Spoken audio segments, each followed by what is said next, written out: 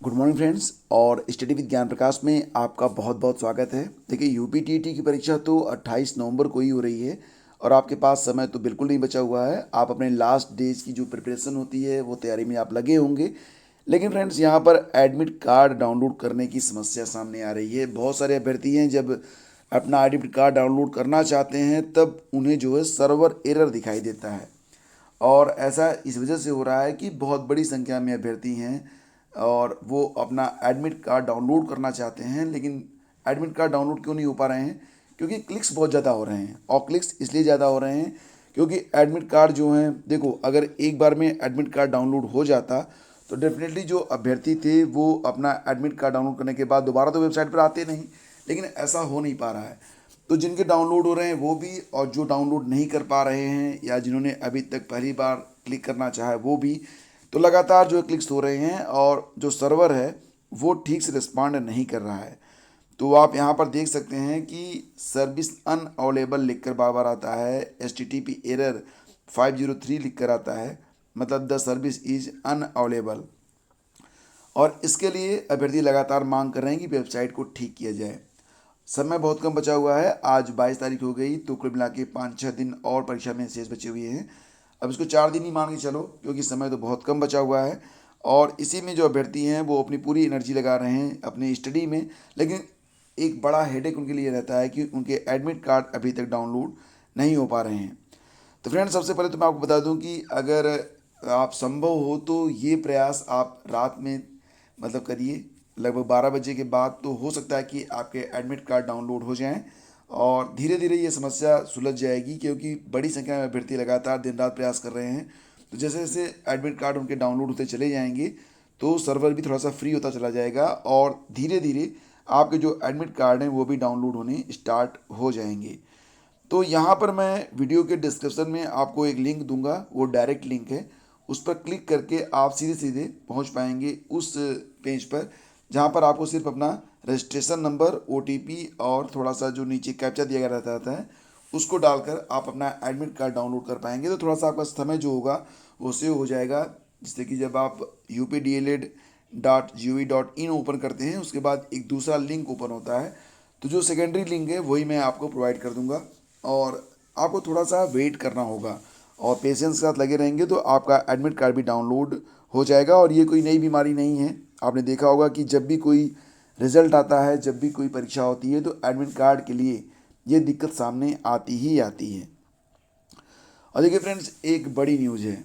EWS के जो candidate होते हैं, यानी कि ऐसे अभ्यर्थी जो सवर्ण कैटेगरी से आते हैं और लेकिन जो गरीबी रेखा के मतलब माना जा रहा है कि 8 लाख रुपए के नीचे उनकी इनकम है, एनुअल इनकम, और उनको 10% का जो लाभ दिया गया है। तो ऐसे अभ्यर्थी मांग ये कर रहे हैं कि जो अदर कैटेगरीज हैं लाइक एज SC ST और OBC के जो होते हैं कैंडिडेट, तो उनको 5 साल की जो छूट मिलती है यूपी में, तो ये छूट EWS को भी मिलना चाहिए। विधानसभा चुनाव निकट हैं और अब EWS कैटेगरी की जो अभ्यर्थी हैं वो अपनी मांग को पुरजोर तरीके से सामने रख रहे हैं। तमाम सांसद और विधायक से भी जाकर मिल रहे हैं और सभी ने उनको ये आश्वासन भी दिया है कि वो EWS को 5 साल की छूट के लिए मुख्यमंत्री से सिफारिश करेंगे।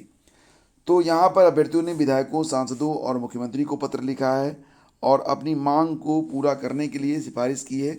पिछले दिनों गोरखपुर में जब एक ब्राह्मण सम्मेलन हुआ था तब उस दौरान मुख्यमंत्री की उपस्थिति में मन से ये मांग उठी थी। प्रतियोगियों का कहना ये है कि भर्तियों में 10% आरक्षण तो है लेकिन उम्र सीमा में छूट उन्हें नहीं मिलती है। और यहाँ पर देखा जाए तो एक बड़ी बात कही गई है कि वर्ष 2019 में केंद्र सरकार ने सामान्य वर्ग के अभ्यर्थियों के लिए 10% EWS आरक्षण की व्यवस्था कर दी थी। 2019 में ही गुजरात सरकार ने EWS अभ्यर्थियों को आयु सीमा में 5 साल की छूट दी थी। महाराष्ट्र सरकार ने भी 5 साल की छूट प्रदान करी थी और नवंबर 2020 में हरियाणा में भी पुलिस भर्ती के दौरान 5 वर्ष की छूट प्रदान कर दी गई थी। तो ऐसे में उत्तर प्रदेश के EWS श्रेणी के अभ्यर्थियों को 5 साल की जो छूट है वो मिलनी चाहिए।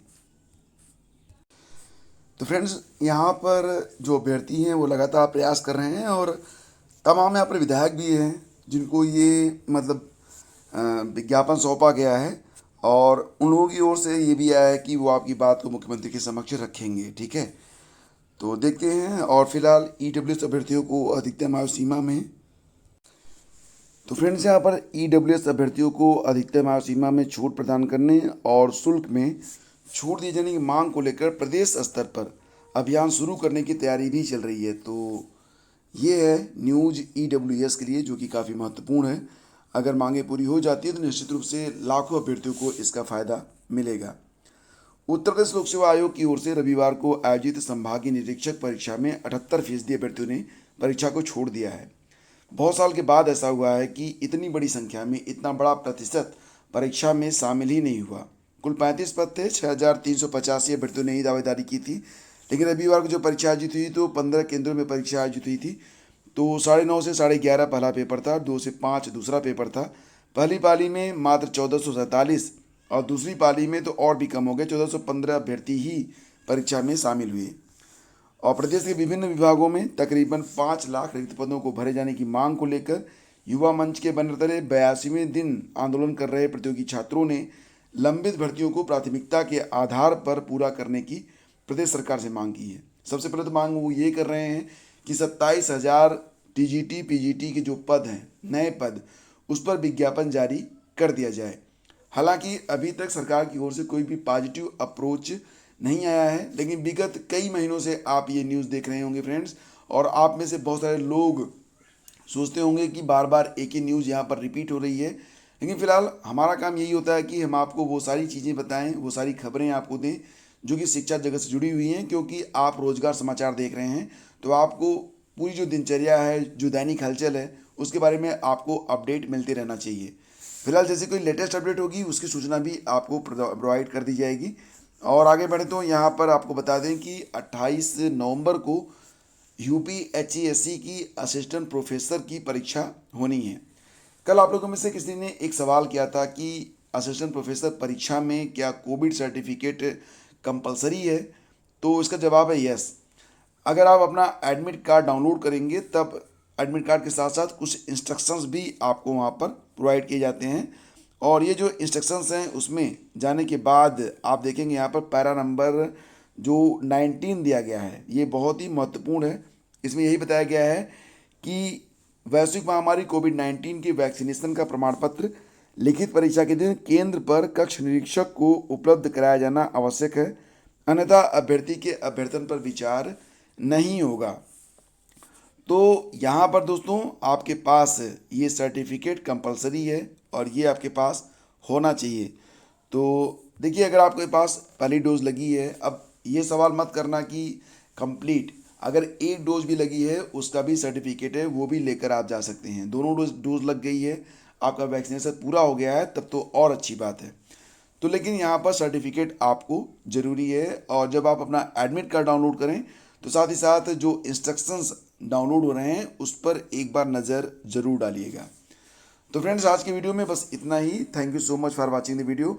और हाँ, आपके जो हैं यूपीपीएससी आरओ एआरओ के जो एडमिट कार्ड हैं उसके बारे में आपको सूचना दे दें कि यथाशीघ्र 1-2 दिनों में आपके जो यूपीपीएससी आरओ एआरओ परीक्षा है उसके एडमिट कार्ड डाउनलोड होने स्टार्ट हो जाएंगी बहुत जल्द। और ये परीक्षा आपको पता ही है 5 दिसंबर को होनी है।